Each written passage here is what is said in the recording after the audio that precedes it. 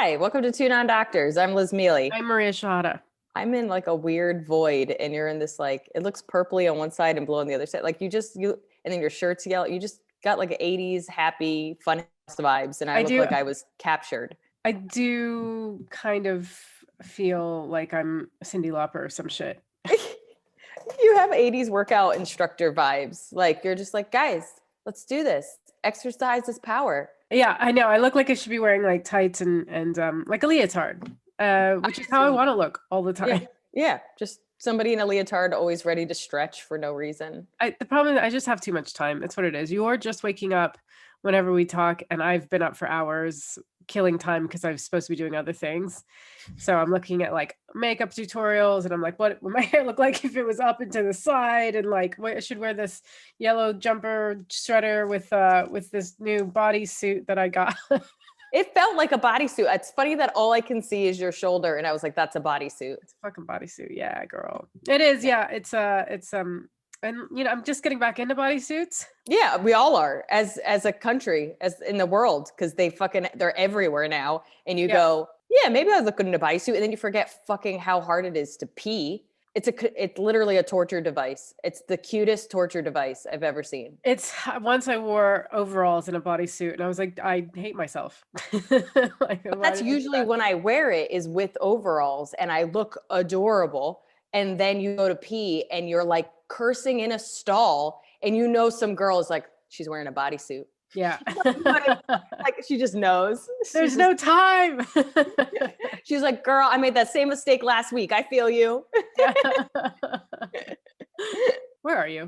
I'm at my parents. My mom has like this lofty, there's nothing in it. Like there's like a Yeah, you stretch. can hear that. She has like a weird crossbow across from me. What? She has a giant pink and black crossbow. Weapons. It's a weapons family. Yeah. We're a weapons family. My mom has gifted me all the weapons I have. But yeah, so I didn't want to kill my parents. So on Valentine's Day, I got up at 8:30 in the morning and walked to go get a COVID test. And I feel like everywhere else in the country, there's drive-in COVID tests. Even if the line is long, you are in your car. Not in New York. It's their walk up, you wait in line. And this is, I think, the fourth or fifth COVID test I've had. But like by myself, Valentine's Day, I was like, in my mind, this was my logic. Either nobody's going to be there because they're all with their significant loved ones anyway, or it's going to be a lot of single people because they're like, we can meet up, but you need to have a COVID test. I don't know. I feel like such an old lady where I'm like, I don't know what the kids do these days with their COVID dating. Usually I show up an hour early so that the only wait I have is the hour and I'm like the first person in line. But I was so tired and I was like, is anybody going to be there? It was a 2-hour wait, and somewhere around an hour and a half, I was not okay. Like not okay. And this is the thing, like your stomach and your chest, don't you feel like they get cold? Never. Like I feel like it's always like my hands, my ears, my feet, Yeah. maybe sometimes my legs, but you The think about it like, extremities. yeah, but you think about like high fat areas like chest, butt, even my stomach, and they have the most fabrics. Like I'm wearing like a shirt, a sweatshirt, a coat. Dude, I was shiver. I was so, my entire body, it was like I jumped into a pond or something. I was so cold. And it's like couples in front of me and couples behind me. And I'm standing there by myself, freezing. And I was like, should I let them know I might die? And like tell them who my emergency contacts are. Like I truly was just You're not like, really gonna die until you start to feel hot. is that the case? Well, so I was watching that murder mystery. um, and like they're talking about hypothermia. I don't remember if Johnny was saying it or the TV was saying it. They're both equally smart to me. But right before you die of hypothermia, you get really hot. So yeah, I just heard from somewhere that you feel hot before you die. So Okay, cool. I wasn't there yet. I was yeah. still very cold. I was freezing. And like a couple of the couples in front of me were like kind of like dancing and jumping, like they weren't okay either, but I was like not okay and by myself. And so I called my friend Amanda and she talked to me, but I didn't realize until I called her that I was like angry cold. Like when like it changes your disposition. Yeah. Like she's trying to tell me and I had to be like, "Oh, I'm really angry and I'm not angry at you, but like I'm so cold that I'm mad." Like that's where I Oh, am right you get all of those phone calls. But like now. I felt the same when I was waiting in line for the visa thing. Like because of COVID, we weren't allowed to wait inside. So they schedule it in increments. So like I'm the 8 to 8:30 person. So like I showed up at like 7:15 because I always try to get to places early and I miscalculated and I didn't know where I was going. I just want to make sure I had the right time. And it's my Yeah. visa. You don't want to fuck with stuff like that. Yeah. Yeah. But I got there early, and so we were all standing outside. There's a huge line, and somebody kept coming around going, what time is your appointment? And I was like 8:35, and they were like, what time is your appointment? And they're like 7, whatever. And they're like, they have to go ahead of you, which is fair. But it was like, well, I was here first. I'm freezing. And like, I just didn't want to be kind because I was moving in a way, like my toes are frozen. Yeah. No, you hit a place of being so cold that you understand murder. Like, Yeah. I was like, oh, this is why people murder in cold areas, because I was so like, I'm talking to one of my favorite people. She's calling me just so I'm not alone in line, because I had told her I was probably going to be in line for a little bit in the morning. And she forgot it was Valentine's Day. So she's like, sorry.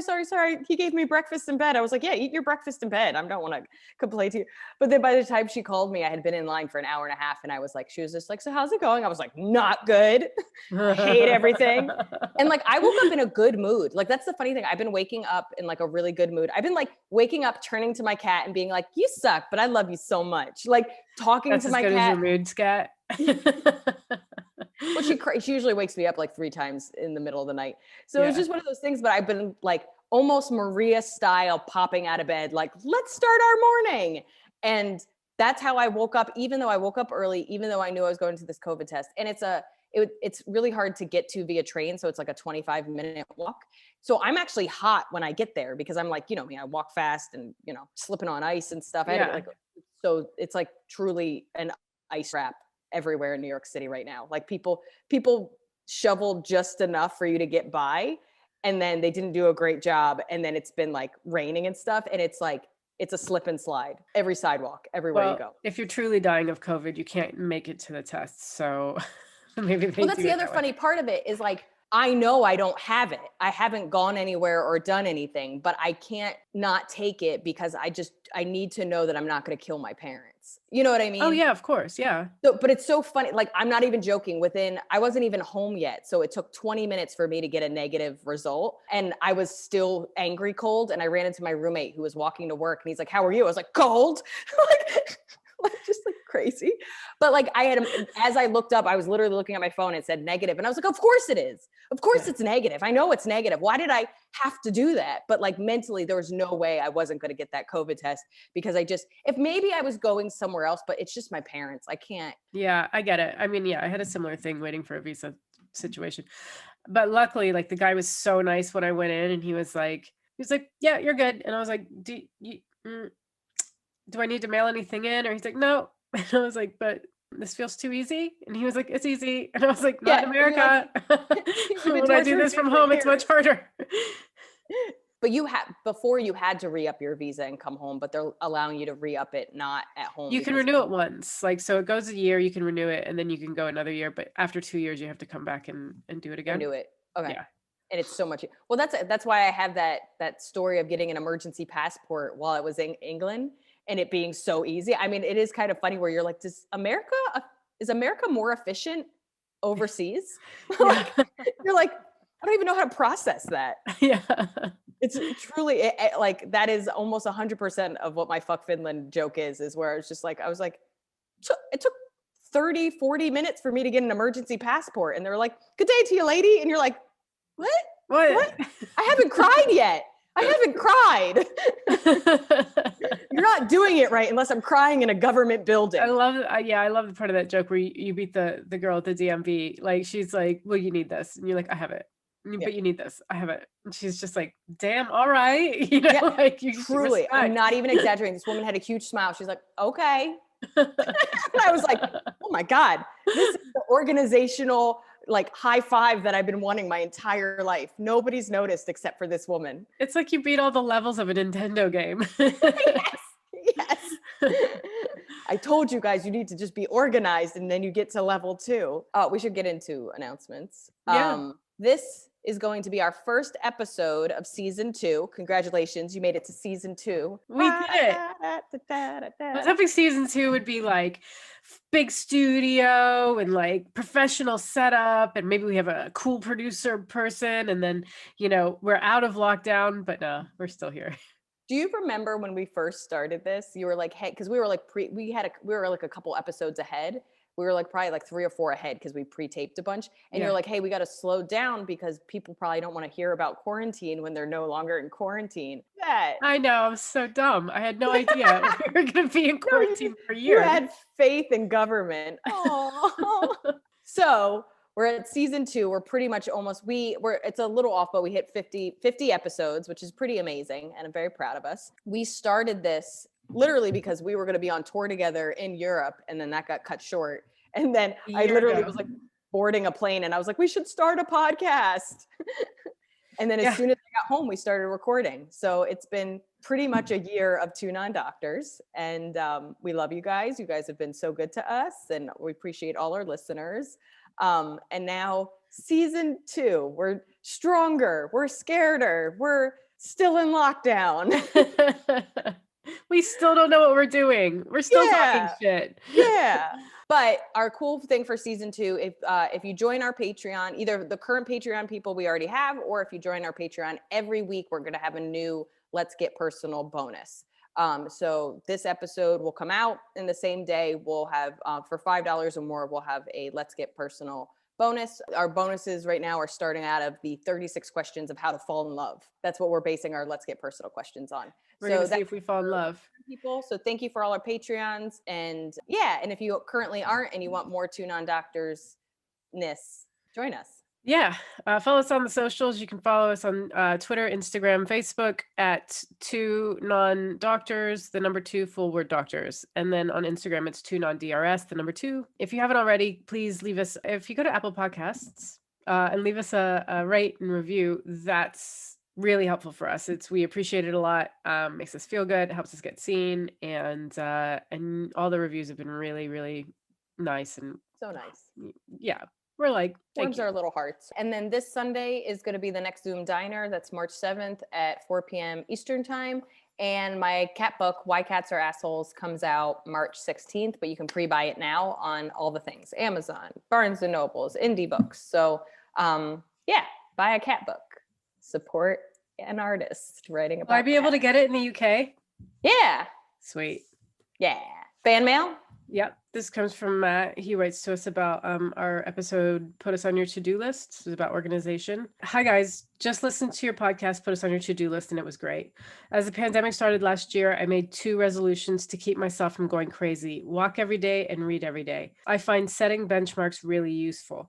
So for walking, my first benchmark was 4,000 steps a day. I increased it by 500 steps each time the benchmark became too easy. Now my minimum step count is 5,500.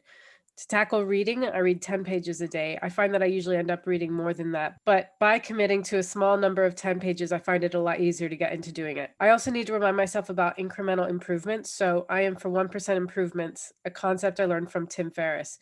Instead of getting down on myself for not being perfect, I look at how I can improve on something by 1%, whether it's 1 extra page, 1 extra step, 1 extra squat, 1 more second brushing my teeth. I found that I'm happier, feel better, and think in a more positive mindset. Love the podcast. Well, that's nice. Yeah. I didn't know that was like a Tim Ferriss thing, that 1% thing, but like a couple of stuff came to mind. First one is benchmarks. Like in general, for me, I very much need to have a goal, but I realized when I was younger, it was a very toxic thing. It was like finishing stuff and it being the best it's ever been ever. Like it was always like, not only just finishing it, but it was like, I had to have like going to the Olympics, like improvements, no matter what I was doing, whether it was writing or even like my career. It would be like, I would write a list and it would be like, be on Comedy Central, be famous. Yeah.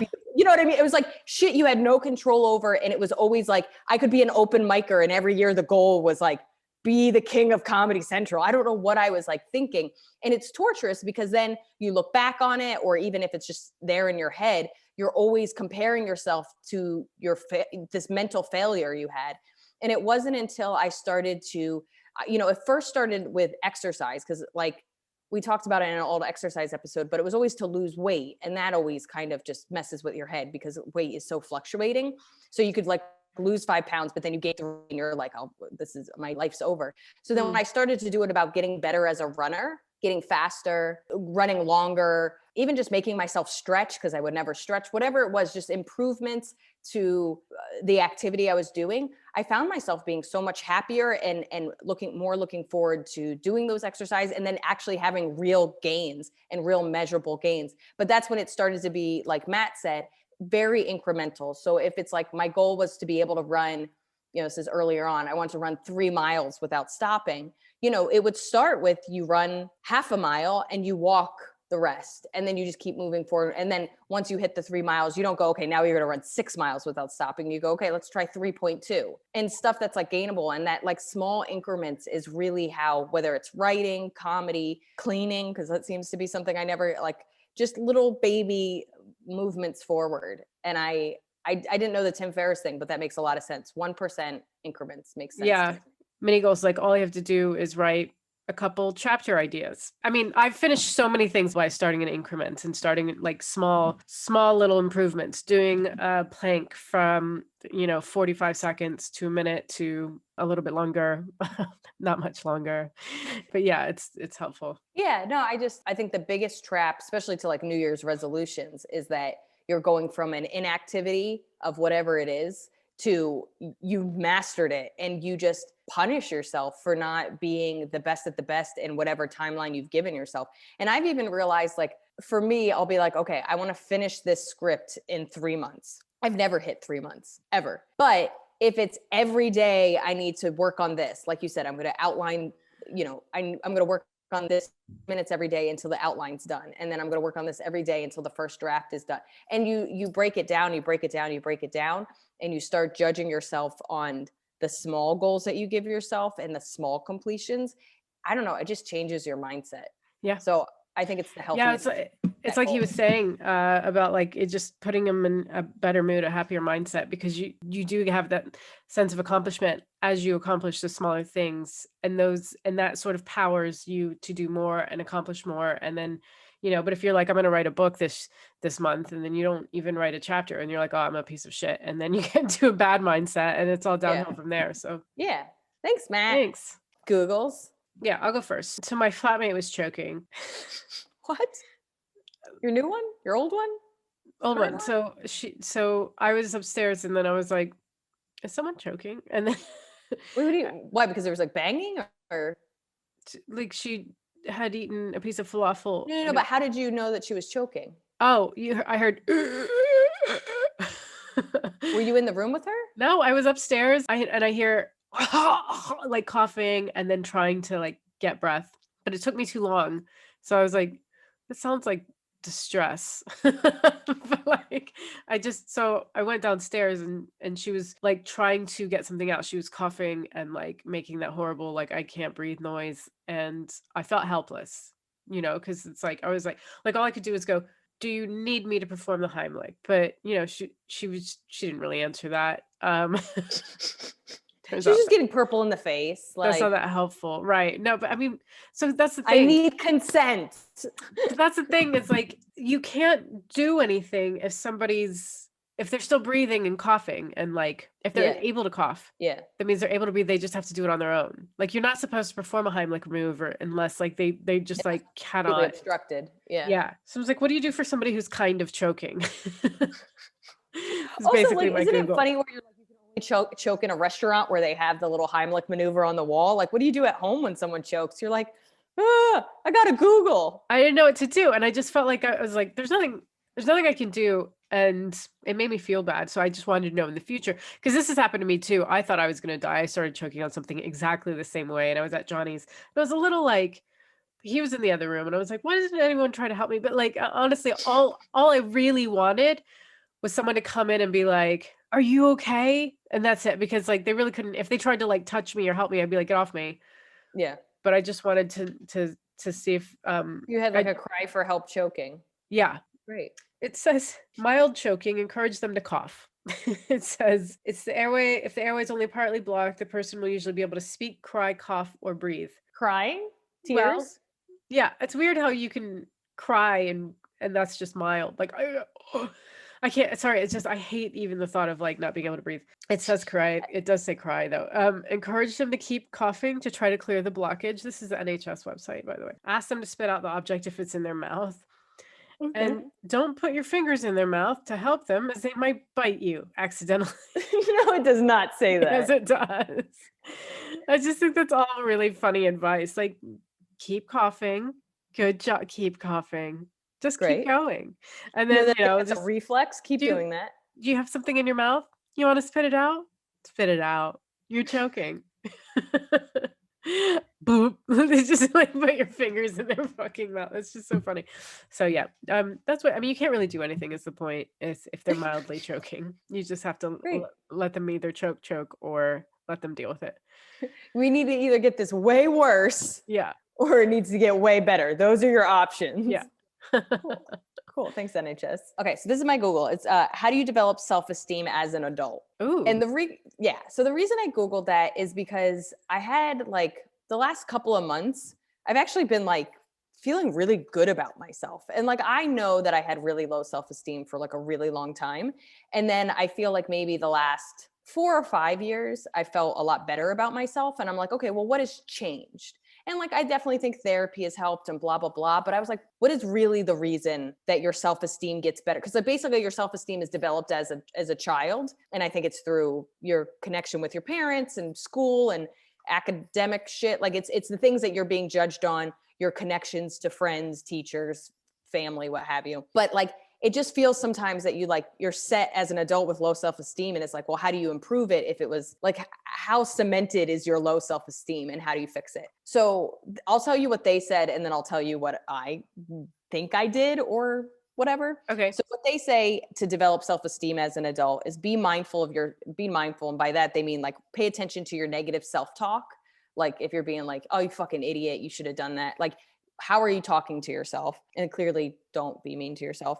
Then change the story, like this belief that like you should have been doing something, or like this narrative. I definitely will tell you I had a victim mentality for most of my life where like I felt like everything was happening to me. Not that I didn't have responsibility, but like everything that was happening, whether like if I was who I was 15 years ago and COVID was happening, like COVID was happening to me. Yes. Not to the world. COVID was happening to me. So like, I definitely think change that story, like change that victim mentality, avoid falling into compare and despair rabbit hole. I think we could probably do a whole episode on that with stand up where, all it takes is you look on Instagram and somebody's on something and you're like, oh God. Yeah. Guess nobody wants me in their cool club.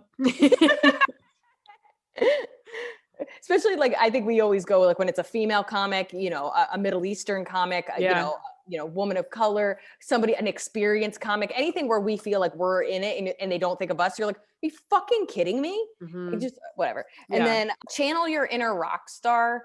Oh, fuck. I should have wrote down what they meant by that. But like, I guess like be your own person that pumps you up and believes in you.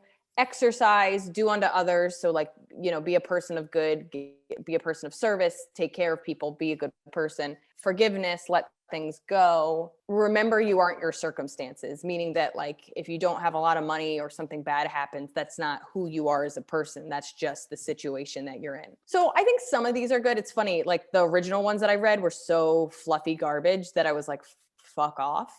This list was a little bit better. So this is what and this is very like my opinion.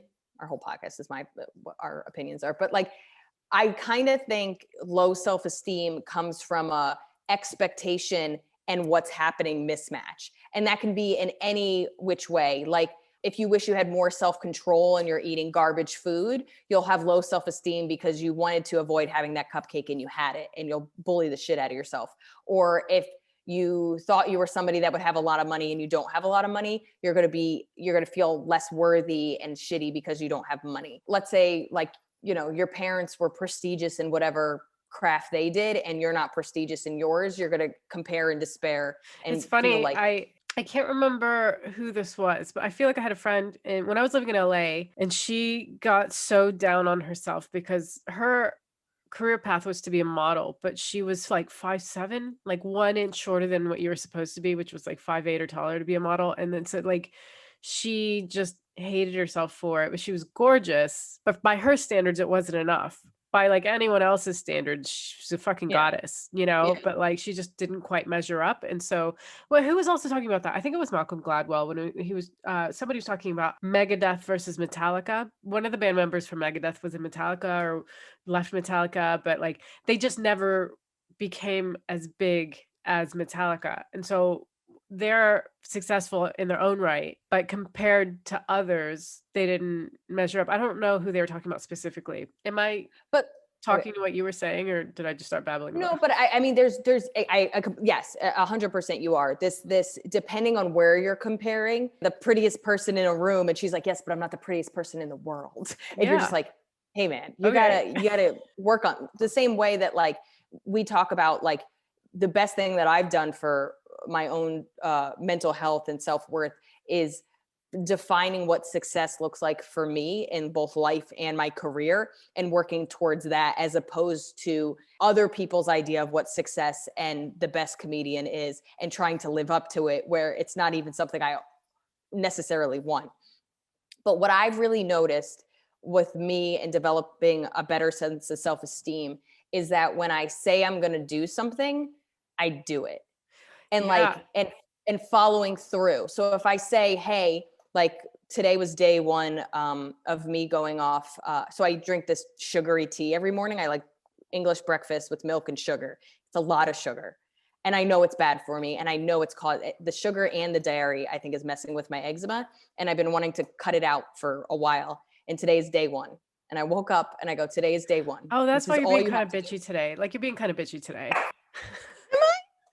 I'm actually a little stressed because I'm doing a Yeah. podcast in my parents' house. My cat's crying. Oh, You I can get it. hear everything in my parents' house. And like, it's so funny. My dad sometimes is like I'll curse. I'll be like, are you fucking kidding me? And he's like, could we not talk like that? My And then dad does the sometimes he's like, same thing. I'm like, are you serious?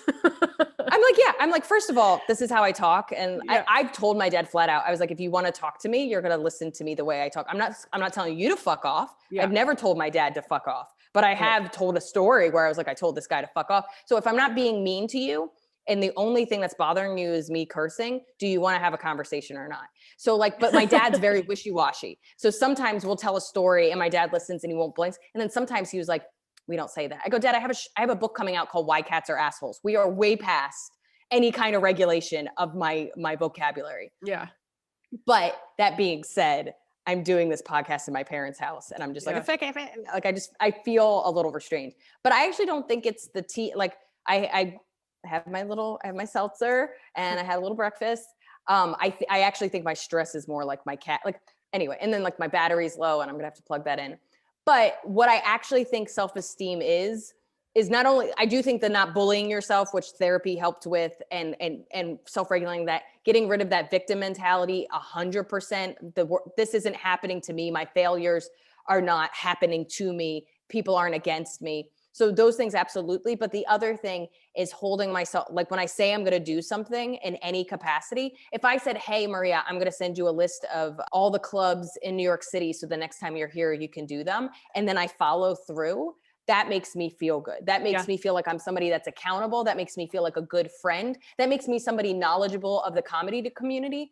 So taking any kind of thing I say I'm going to do and actually following through on it, whether it's I'm going to wake up every morning, not drink my tea of sugar and go for a walk, and I do it. There's this, when I say I'm going to do something, I do it. And there's this autonomy between who I want to be and who I think I'm good enough to be and who I'm actually presenting myself. And this both, because you know how like you meet, you go on a first date or you meet somebody at a party or whatever it is, and you're almost being a version of yourself because you're not like, are they gonna, but like eventually you just, like how I feel is I show up at a party and I'm myself and people either accept it or don't accept it. But I feel like the old version of me is this meeker version that's trying to figure out, do they want somebody that doesn't curse or do they want somebody that's not going to be loud? As opposed to now it's like, I say I'm going to work out, I work out. I say I'm going to return my friend's phone call, I return my friend's phone call. And when I go to a party, I'm unapologetically myself. I'm not saying there aren't situations where you can't just be like, hey, fuckers, I'm here. Like, I'm not saying that. But if I'm at a party with a group of my friends, I'm just being me because I know they like me. No, I and know what don't you're have to saying. be- I've thought about this recently too, and like how I'm starting to get things done that I've put off for literally decades. I mean, I think like in my 20s and 30s, I knew there was a gap between who I was and who I wanted to be. I was always like always trying to diet and like not losing weight, and I was always trying to write but not actually doing it, and blah blah blah. And then you start to get things done very slowly, incrementally, like our That's our it. letter. Those things do like it gives you integrity, and it knows that you start to trust yourself and realize like when I want to do something, there's something about no longer standing in your way and like all the distractions. I don't know if this is the same thing you have, but I mean, like I was always putting shit in my way and distracting for one reason or another, some kind of drama or some kind of whatever, and that stuff starts to fall away. And if like a stand-up clip bombs online now, it's more in my head because I didn't post it at the right time and not because I'm shit. And so it's just Yes. all these things you Great. start to like stick up for yourself instead of going, oh Yeah. God, I'm garbage. Dude, I used to, there was a comic, and I feel bad saying this, but there was like a comic that had just been like an open micer for like 25 years. You know what I mean? Just this guy that you're like, hey man, I don't want to tell you to quit, Yeah. but at some point you should have moved a little bit forward. Yeah. And so whenever I would get, and this was like 10 years ago, whenever I get really down, and I give Carmen a lot of credit because like I'd walk into the kitchen, she'd be like, how's it going? And I was like, not good. Like as soon as she made contact with me, I was like, wah. So we sit at the table, but I'd be like, am I this dude? Am I crazy? Do I think I'm good and I'm just not? And she's like, no, no. And like, I kept comparing, like I kept thinking that I was like delusional in my abilities, in my growth, because I was using the industry, clubs, compare and despair to other comedians as a way of deciding if I had value as a comedian. And as I got healthier, and we talked about this a couple of different times, as I started to make my own goals of what I thought success was, as I started to implement those goals, and as I started to see results. Now, keep in mind, some of those results took a year, took 2 years, and some of them, and that's where like I really started to think about the self-esteem thing. So my thing is I got an agent. It's really, really hard to get an agent in the US. This was the agent I wanted.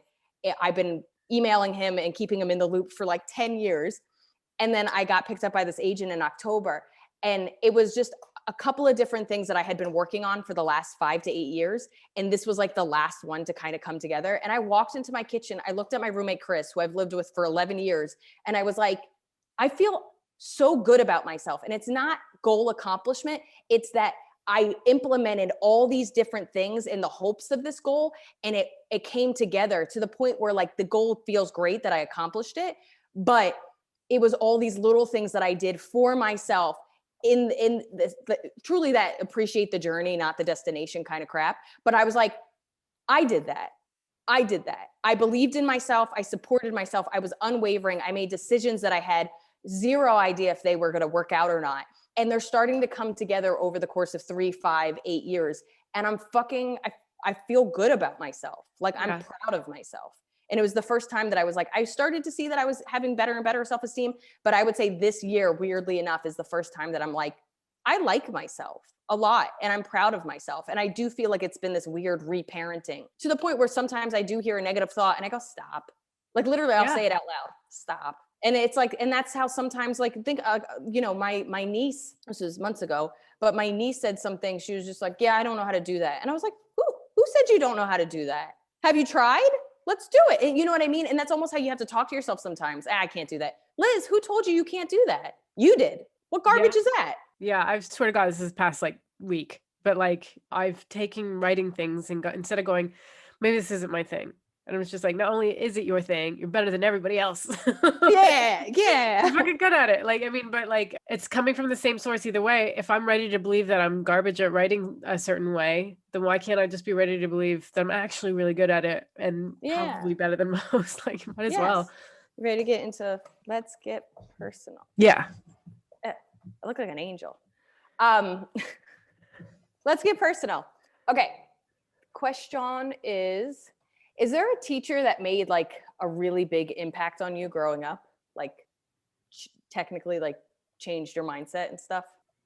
No. No teacher has had any influence on you. Wow, this became an anti-teacher podcast. No. Any teacher that made your life easier? I mean, I had a photography teacher in high school who seemed to really like my photography. That was encouraging. So that made me do photography a little more. I had an advertising teacher in college who he was good. I was interested in the course, but nobody changed my life. Like, I didn't have any like dangerous minds type moment, you Oh know? yeah, no, I mean, I don't have a dangerous mindset moment either. I had a gymnastics coach that made me feel like I was good at gymnastics, like just made me feel seen and like feel like I was getting better. And that like, I think probably instilled like practice makes perfect, but also like when I was older, I had these like Russian and Polish coaches and it was truly like, you suck. What are you doing? Good at it. Like they would hit us. They were like super mean. And it was always like what you're doing wrong as opposed to, and I feel bad. I don't remember his name, but I could like probably describe him. He was just like this tall black guy and he always had like lizards and alligators. That was my other favorite part about him is in the summer, he would bring his like cool, weird, exotic pets. And, you know, they would always like the alligators, like little baby alligators would have their mouths rubber band or whatever. But he would have snakes and lizards and stuff. And he would bring them after the practice and we would get to pet them and hang out with them. I don't know. He was just like, he was fun. And then he always focused on what you did well. So like, let's say I was learning how to do a back handspring. He'd be like, great. He was like, great landing. He's like, great hand positionings. We just need to work on, you know, the way your legs land. But everything else was awesome. As opposed to like the Russian Polish coaches were like, wobbly arms. Look at these wobbly arms. All I see is wobbly arms. But you're like, dude, I just did my first back tuck on a beam. I've been scared of this for months. And all you can think about is wobbly arms. Like, are you crazy? So it was just like the first time that somebody focused on the positive of almost like what we talked about before, like, what are the things I am doing well? What are the things that are getting improved as opposed to just, and it was like the first person in my life that made me feel good about every little improvement that I made. And the way he gave constructive criticism was empowering as opposed to belittling. I had the opposite. If I could take a second, I can find a diary entry from 2001 where I talk about it. Yeah. March 13th, 2001. So I guess the explosion I had to build for my art class didn't quite make the boom I thought it would. Well done. Well done. The teacher and I had a talk after class, talked him out of giving me an F. I did all the work that needed to be due. I just didn't do it as well as everyone else. He talked about how maybe I didn't want to be in school right now, yada, yada, yada. Just because I don't do well in art doesn't mean I should drop out and do my thing and come back later. Why am I being so defensive? I was really self-aware for. Yeah. He was just being nice and pointed out my options. He also gave me the option of taking an incomplete. Oh, that would be horrid. To drag the misery of this class out for another 6 weeks is the last thing I want. I'll just take my D and be on my way. Thanks. He was nice. I am not going to complain. I just want to go play pool and forget about school for the rest of the night. And then What year were you? Third in college. Okay. I had a couple people be like, we don't think you want to be here, which was true. I didn't. Oh yeah, I don't want to be there. I could say that for literally every class. The difference is that my freedom as a child to be able to do what I wanted to do, see my friends, whatever, was based on my grades. So I did whatever I could to get the grade. And that meant cheating. That meant, you know, figuring out what the teacher, like, okay, this teacher likes participation. So I would participate a lot. This teacher cares about essays. So I would work really hard on the essay. Whatever it was, I did whatever it took. If it was all test taking, I cheated. Like school was so hard, so unrewarding, and I couldn't keep up with it that I did whatever it took to get A's so that I could get the grades. And it really wasn't until my mid-20s after reading that Dyslexic Advantage book that I learned how I learn to the point that I can now teach myself stuff, but nobody took the time not only to find out how I learn, but then to teach me that way. So I was like, well, then I'll just get the results that I want to get. So I didn't have that same, it doesn't seem like you want to be here, because failing wasn't an option in any sense of the word. And so I went the bullshit route. I'll bullshit you into thinking I care. Nice. Thank you. Just your local con artist. Manipulative Liz. I love it. Yeah. I would say the only teacher, so I told you about my gymnastics coach. My other teacher was my 4th grade teacher. So keep in mind, I was diagnosed with dyslexia in the 3rd grade. So they found out I couldn't even read in the 3rd grade. And they were like, oh shit. So got diagnosed with dyslexia, 3rd grade, pretty much, again, con artist. I was like, I don't even know what people are doing with these books. So I definitely had like special classes in the 4th grade, but my main grade 4th grade teacher, and I don't know how elementary school works in other places or even the UK, but like you're until high school, one teacher teaches you all the subjects. You know what I mean? They're teaching you math, they're teaching you science, they're teaching you reading and history. Then there's different parts of the day that you learn different shit. I can't remember her name, but she loved cats and she knew my mom and she loved me. And talk about wanting to work hard for somebody else. Like, she was so nice to me and she was so like understanding, and I guess clearly knew that I was dyslexic, that like she was just like the warm, like she looked like Wanda Sykes in my head. I don't know if I just taken what Wanda Sykes looks like and decided that this Black lady looked like Wanda Sykes, but she was just so kind and so understanding and so encouraging. And then she also liked cats. So we would talk about cats together. So if you think I'm a crazy cat lady now, 4th grade Liz could talk about cats it was my only personality trait. And now it's about 50% of my personality. So you're, yeah. But and then again, she knew my mother. I think she liked my mother because she took her cats to my mom. I don't know. She was just so warm. And I just didn't have that as a child, that it was like, I'm not exaggerating. I worked hard and I really I was a good student, or I tried to be a good student, even though it was really hard because of her. That's great. That's like, it's, I don't know what that's like. Yeah.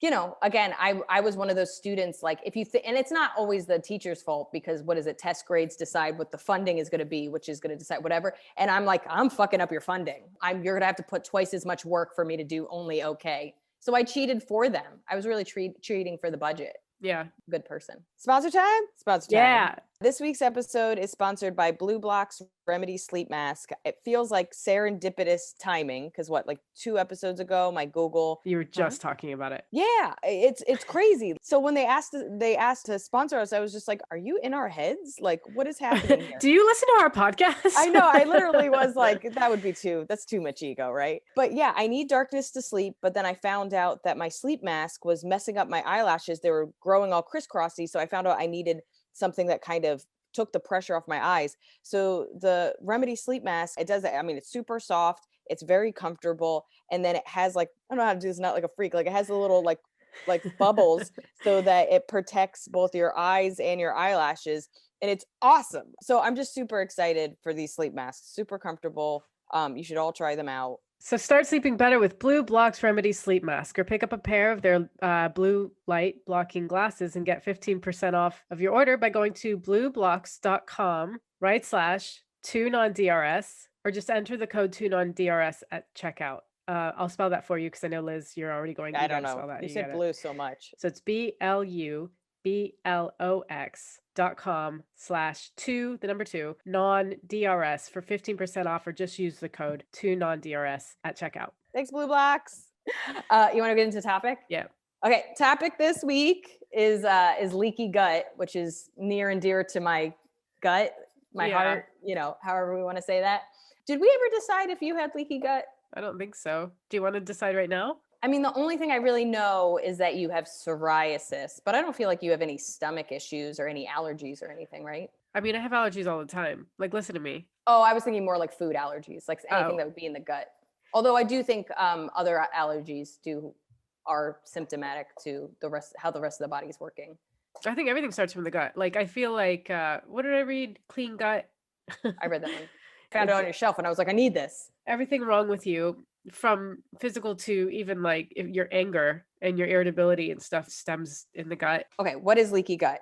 All right, there are tight openings in the intestinal wall that allow water and nutrients to pass through into the bloodstream while keeping harmful substances inside. With leaky gut, these openings become wider and allow food particles, bacteria, and toxins to enter directly into the bloodstream. And that's when you start to have problems. So there's a natural wall, and because of certain things, that becomes wider, and now you start to have stuff that should not be in your bloodstream. And then what happens, from what I understand, is that those particles, these things, food particles, your body sees it as a foreign thing and it starts to attack it. And that's why your body starts to attack itself. And that's where like autoimmune diseases come in, and a bunch of other stuff is like your body is literally attacking itself because these guys shouldn't be here. You're in the wrong place in the body. Some symptoms of leaky gut. Security guard at this club is shit. Yeah. Asleep and you just everybody's let him in. And you're like, hey, have you carded anybody? He's like, no, they all look 18. What? Are you crazy? Yeah, exactly. We're security guard. But there's a reason, because this security guard is like drunk. Like, he is like, it's not completely his fault. You intoxicated the security guard. So it's on you. You did this. You hired the wrong guy. Okay, so here's some symptoms of leaky gut, and then we'll go into how you get these symptoms. So chronic diarrhea, constipation or bloating, nutritional deficiencies, fatigue, headaches, confusion, difficulty concentrating, skin problems. God damn it. I hurt myself on that one. Are you okay? Yeah, I'm okay. Thank you for asking. No. Okay, skin problems like acne, rashes, and eczema, joint pain, and then just like widespread inflammation. Like if you've ever gone to a doctor and they're just like, well, you're very inflamed. Never Like, understood what that meant. yeah, exactly. And they also kind of are just, because this is the weird part. A lot of doctors don't recognize leaky gut as a thing. So if somebody just tells you have inflammation, you go, why? And they go, we don't know. You're like, come on, man. So like there's kind of like a line in the sand where there's doctors that fully believe in leaky gut. And then there's a bunch of doctors that are like, it's a made up thing. I think most people believe it's real. Okay, so what are some causes? Like how do you end up developing leaky gut? Poor nutrition. So just eating a lot of processed foods, eating foods your body doesn't know how to recognize. Sugar's just so bad for you, and it just starts doing havoc on your body. But poor nutrition, alcohol consumption, infections, autoimmune disorders, and there's a little bit of a catch-22. Like autoimmune disorders can cause leaky gut, and then leaky gut can cause autoimmune disorders. Like there's that kind of thing. Then diabetes and stress. It's very upsetting. Yeah. To hear stress on every fucking list. Well, I was just thinking about how annoying stress is because it's so unquantifiable that you could just say stress for anything. You could make up anything. You could be like, leaky gut is caused by encounters with alligators or stress. And it's be like, well, it could be leaky gut because it's stress factors in there. Yeah, dude, I feel like every single thing we've done, it's like da-da-da, stress. Yeah. And you're like, yeah, but like, who's not stressed? Like forget the pandemic, but like, what is it? Like some dude in Norway that fishes? Like who's not stressed? Yeah, but it's like, there's like, you manage it. And that's when meditation comes in. I really think if you tried it, you'll find that the stress will come up, but you deal with it better. Oh, you're frozen. Good. That's good. Shit. Oh, you're okay. Yeah. Okay. But yeah, I think I just get frustrated because I think, before I didn't realize that my natural state of living was stress. And the only time I actually use the word stressed is when it's over my natural stress. You know what I mean? Like when I have like too much shit to get done. Like yesterday I had like finish packing, pack up my cat, drive to Virginia. Then I had a packet, like a writing packet I needed to get done. And then I had to do this. It was my dad's birthday. So I had stuff I had to do for my dad's birthday. Like I just felt like whatever. And that's when I would say I was stressed. But in a normal day, I'm still also stressed. It's just here.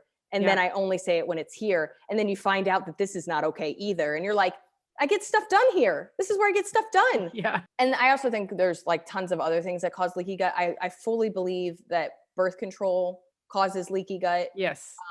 There's something about it that I'm sure I hate birth control so much. I was just so on board. You hadn't specified the type of birth control. Yeah, I never said I had leaky gut, but I was like, yes, it does. Yes, it does. I hate it. Absolutely. They really do believe leaky gut causes a lot of autoimmune diseases in women. And that could be because of leaky gut. But like, I thought I had Crohn's disease. I had so many problems with my stomach, and I don't. But like all the tests I've done, like everything. And like, and so then we did a bonus episode on Candida, and that I think leaky gut is also what leads you to Candida. So like, if you read about Candida, they will tell you that leaky gut is the reason that you developed it, is because all the weird things that you're eating goes into your stomach and wreaks havoc. They think leaky gut leads to IBS, Crohn's disease, celiac, chronic liver disease, diabetes, food allergies and sensitivities, polycystic ovary syndrome. Thank you. I did some reading too. I'm proud of you. Polycystic ovary syndrome. I read, girl. But yeah, so it's just like anything that has to involve with your stomach kind of rejecting stuff, or you're having stomach issues. Like, cause like, I think a lot of times, okay, you go to the doctor and they go, you have IBS. Okay, well, how did we get here? How did I get IBS? And they never take it a step further. That's a symptom to a larger problem. And if you take another step back, you find leaky gut. That's what I think I was so frustrated when I was on my journey with all the problems that I had with my stomach, is that it was always like, treat a symptom and maybe treat the thing that maybe gave that symptom, but it's never anything underneath it. Like, how did we get here? Yes. Why are we here? Why am I this uncomfortable? They recommend the Food Maps diet. If you don't know about the Food Maps diet, like, it's just, in my mind, it feels arbitrary. It's like you can have you can't have Brussels sprouts, but you can have broccoli, and you can have this rice that was from this land, but you can't have this rice. And it was just too much for me. And I found it so stressful. And then they told me I wasn't allowed to be stressed, that I went paleo, and paleo helped me. Like, I was strict paleo for, I think, like 2.5 years. And then like pretty paleo for like another 2 years. And honestly, taking out most processed sugar. Pretty paleo sounds like a perfect cookbook. What? Pretty paleo. I'm pretty paleo. Like, and they tell you where you're cheating, but it's like, okay. Yeah. So the whole idea of paleo diet is that you eat like a caveman, but then you're eating bacon, and you're like, okay, paleo like. By the way, Britain's having a hard time dealing with possibly getting bacon from the States because of all the shit they put in the bacon. Oh yeah. They're losing their minds. They don't want it. They're like, get your fucked up bacon away from us. It causes bowel cancer. And even when it says nitrate free, it's not. And like, yeah, that and your chlorinated chicken. And I was like, Jesus, our food, they'll give us anything. Dude, we Americans don't realize that we're being like pretty much experimented on. Like, they do, if they can sell it and people like it, they give it to us. And we always talk about this. That's why when you go to a McDonald's in India, or you go to, or they sell Dove soap in a different country, it's different ingredients because they have rules about not poisoning their people. And ours, because of capitalism, it's all, if we can make money, it's good enough. Yeah. It's good enough. But like, when I was eating paleo bacon, so that's the other thing, is like, don't put additives and stuff. They start, because that's the thing, is as these diets take off, like keto, I now eat a keto bread because it's both gluten-free and yeast-free, because I'm allergic to yeast. But with the paleo diet coming off, they started to make bacon without sugar, because they always put sugar in bacon. And then they started to make it nitrate-free, which I think is where the carcinogens come in. Yeah, I can be fact-checked on that. But in general, as paleo became bigger and there were bacon recipes and there was a demand for healthier bacon, then they started to make sugar-free, nitrate-free bacon. And it used to be one brand made good, like happy bacon. And now I think there's like 3 brands that make it. And then they'll even stamp it, this is paleo-approved bacon. But like, in general, it just made me put real food into my body and cut out the crap. And it's also when I went off alcohol. And that's when my body started to heal, because I had, for all intensive reasons, really, really bad IBS, not even knowing that this was abnormal. And it was only the IBS because I was like drinking Pepto-Bismol, and I was addicted to anything that I would have these shooting pains in my stomach. And now I know when I eat something wrong, because it happens like twice a year, and I fall, and I can't even handle them the same way I used to. I'll fall to the ground and hold my stomach because it's so painful. But I would get these shooting pains in my stomach like 20 minutes after I ate, that like, I don't know if I ever really had heartburn, but this was like stomach burn. Like, it was just so painful. And I just normalized it because I couldn't remember a time I didn't have that pain. Now, when I have it, I'm like, fuck, I ate something wrong. Like, I won't eat Chinese food because it's happened twice when I ate Chinese food. And I was like, I don't know what it is, but my body doesn't like this, and I'm not going to push it anymore. And I'm not even as strict. I'm really not as strict as I used to be. But like, by being strict and taking all this stuff out, I think I gave my body time to heal. Because they do say you can heal your leaky gut. Like, you can start to like close these holes and make it less and less, to the point where I have almost no IBS symptoms. I have some, clearly I have my eczema and some other stuff, but like, if I was at a 9, I'm at like a 2, maybe even a 1 most weeks. Yeah, I think that's the part that like people have to remember, especially, you know, when like Dean Del Rey came on and said he had diabetes and was going to need injection shots for every month for the rest of his life. And he was like, I'm not doing that. So then he like read the diabetes cure and then not cured it, but like kept it. I don't know if he did cure it. He said he cured it, and maybe because he got it and then he did it right away. So even like something like Crohn's disease, I don't think Crohn's disease is going to go away, but there's all these podcasts and books and people that talk about managing it better on diet than ever managing it with drugs. And it's harder. Absolutely. It's harder and it sucks, but like, you start to heal your body stops attacking itself. And then you don't have these severe. Drugs feel like whack-a-mole. Oh, you had said I think your whole sinus issue is coming from a fungal infection. The thought process was that I could take a pill for something, but it would be like specifically for that. It just feels like whack-a-mole. Like, like Yeah. you covered it here and then another thing comes up and you're like, well, now I got to deal with that. And then another thing comes up and then you've got a But that's body like like pasted together with Band-Aids. but isn't that the drug industry? And that's what people have always said. It's like, okay, I have Crohn's disease. So they tell you to take this drug, and this drug maybe manages like diarrhea or whatever. But then all of a sudden you have lesions on your face or what, you know what I mean? So then they give you another drug for the lesions. And then those lesion drugs cause eye pain. So now you're taking a drug for eye pain. So it feels like, as opposed to you change your diet, you start to heal in some kind of way. And then you don't have to make a decision of this symptom isn't as bad as this symptom. So it's like, and don't get me wrong, it's the slower way is diet. The harder way is diet. It is, that's why people go, it's not a diet, it's a lifestyle change. It's not a diet, it's a lifestyle change. And you're like, you're exhausting.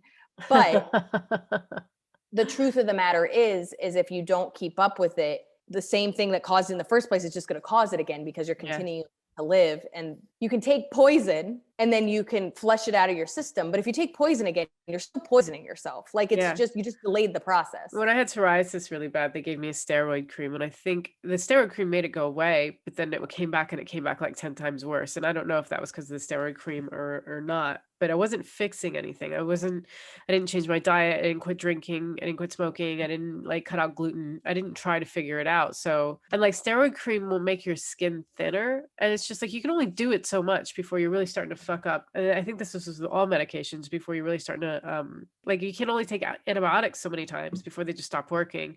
Yeah. And so I stopped taking the steroid cream. I didn't want to keep having to take it.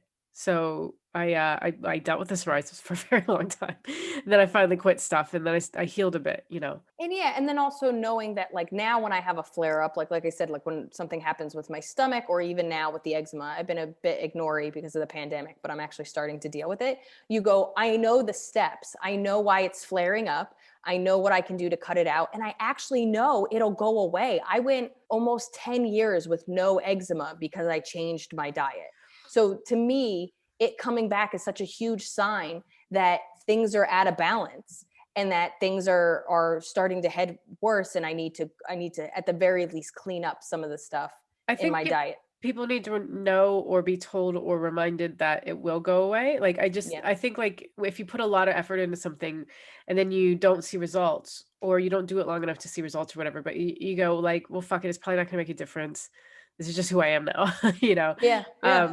But you need people to go, I've gone through this. It sucks for a while, but it does get better. It's the same with quitting drinking. It's same and quitting smoking. It's you just want to know that past this 2 weeks of how uncomfortable you're feeling, you're going to forget about it. And that's sort of what keeps you going through that. But if you don't know that, if I didn't talk to you and you told me of 2 years of eating paleo, if you didn't tell me that it helped everything, I would never consider doing it. But it's because 100%. I know you went through it, and so it's encouraging. While you were talking, I was thinking about how most lifestyle changes are based on physical changes. So weight loss, gaining muscles, whatever. So I did this every day and I gained muscles. I did this every day and I lost 50 pounds, whatever it is.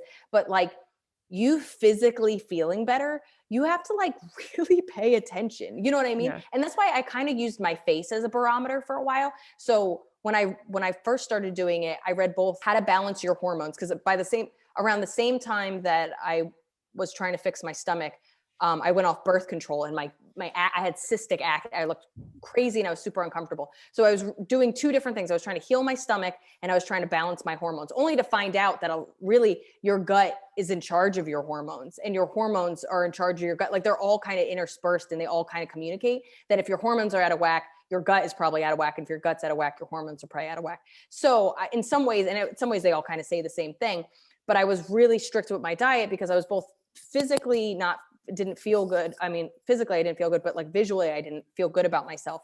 And when my acne went from cystic acne to little tiny pimples, it was it's working. I tried to use little things, not using Pepto-Bismol or, when I went sugar-free, which, I've always been a sugar addict. I mean, my personality is a cupcake emoji. And when I went sugar free, it like fucked, like it, I think it was more detrimental to how people saw me than how I saw myself. Like my mom was like, but your birthday. And I was like, yeah, mom, just give me a card. She's like, but your birthday. Like my mom was just like, how do we celebrate? How do I show you love? Yeah. But it was finding little barometers, both physical and like how because like sometimes it's like, well, do you feel more alert? And you're like, I don't know. I don't know if I feel more alert. Yeah. Do you have more energy? I don't know. I still am going to the job I don't want to go to. Can you really tell if you have more energy? Can I say that like I was getting off the overground and I felt, this was like a few days ago, and I felt light. I don't know. I was like, record how you're feeling, what you ate today, what your shoes you're wearing. Like, I was like, I want to capture this. I want to know what I did. What did I do right? Because this is how I should be moving around my day always. I just felt light and airy. Yeah, I'm either like a little bit fatigued or achy, or I'm just like, like I'm always just like, oh God. Yeah. I love that you were like recording what you ate and what outfit you're wearing. It has to be one or the other. It's something, but I want this to happen again and again. Yeah, but I do think that some of it is so having something to kind of keep you going, because it is a slower process, but it actually heals, as opposed to, I think, a lot of modern American medicine, which just puts this Band-Aid on a dam, like this thing that it's going to show up in another way or in the same way 10 times worse eventually. Okay, so improving your gut health. Probiotics, I live and breathe by probiotics. I truly do believe they've really done a lot for me. Now they're not all created equal, but like you just have to do a lot of research on like a good probiotic actually working and blah, blah, blah. But I've used the same probiotic, I think, for like 6 years. Can you disclose? I just don't, I have it downstairs somewhere. Oh, fine. Foods rich in fiber. They say veggies and whole grains. I don't really like whole grains. I think is a little crazy, but maybe in better countries than America, whole grains. I think the whole grains in the US are garbage. Less meat, dairy, and eggs. I've always believed in the paleo diet. I think, and I'm not a big proponent of vegan. I couldn't, even if I wanted to, because I can't have yeast and I feel like they substitute that. My whole thing is, if you are going to have meat, they're happy meats. These are, well-raised, free range, organic, instead of like like you said, like chlorinated chicken and any kind of processed. It's like, you're not having salami, you're having, a happy Make cow. sure you're paying 17 pounds a pound or $17 a pound you want to be bankrupt. Yes. Clearly. And that's the shitty part about it, is that good food costs more money, and it clearly is so much easier to have a Big Mac than it is organic. Yeah, but take all the money you would spend on the shit meat or the Big Macs and then just put that towards the good meat, like less time. So it's like, say you have a Big Mac every day, then you can afford a really nice ribeye once a week. But what are you doing for all the other days? So you have ribeye one day a week? You're following the rest of that diet. It says less meat and dairy. Yeah. The thing about when you say less, it doesn't mean anything. Like less than what? Oh yeah, no, I agree. Yeah. That's why I was saying, truly, sadly, and I know there's a financial component to it. Truly, it's about having better meats and better, I think, as opposed to completely cutting them out. Avoid sugar and artificial sugars. I will always tell you, artificial sugars, they're absolutely ripping your gut into pieces. We all know that whatever aspartame, whatever the fuck they put in diet sodas and stuff, like all that stuff is just, it's not good. It causes cancer, and I don't know. Exercise regularly. They're always going to say that. I think it's whatever you want to do, but clearly movement is important, and you just got to move. Figure out how to move. Enough sleep. They always say that. We all know that. Reduce stress. Go fuck yourself. Whatever the fuck that means. Meditate. The reasonable will tell you to meditate, and she's so right, and she's so smart. And someday I will listen to her. Someday. This is what this podcast is about: getting Liz to meditate. You'll meditate when you, like, one day I float into the podcast. You're like, oh, it does work. And I'm like, what is that? Do you have a hoverboard? And you're like, I've reached nirvana. I'm so light. It's my Converse and it's the meditating. So reduce stress, avoid unnecessary use of antibiotics. I always judged people when they're just like, yeah, I have a cold, I'm going to go get antibiotics. No. Get it out of your dairy, get it out of your foods. And then also do not take, like, things have to be like bad for you to take antibiotics. Do not take them just to take them. Because like you said earlier, they stop to work, and then they're literally stabbing holes in your stomach. And quit smoking. Okay. Thank you. Way to listen. I hope it was helpful. If you've had your own leaky gut experiences, if there's stuff that we haven't covered, If you feel like we misrepresented leaky gut in the holes inside your stomach, let us know. You know People us, do we're let us know. morons. We don't hide that. But you can write to us at 2non-doctors, 2 non-full-word doctors at gmail.com. And thank you so much, guys. We will see you next week. See you next week. Bye. Bye.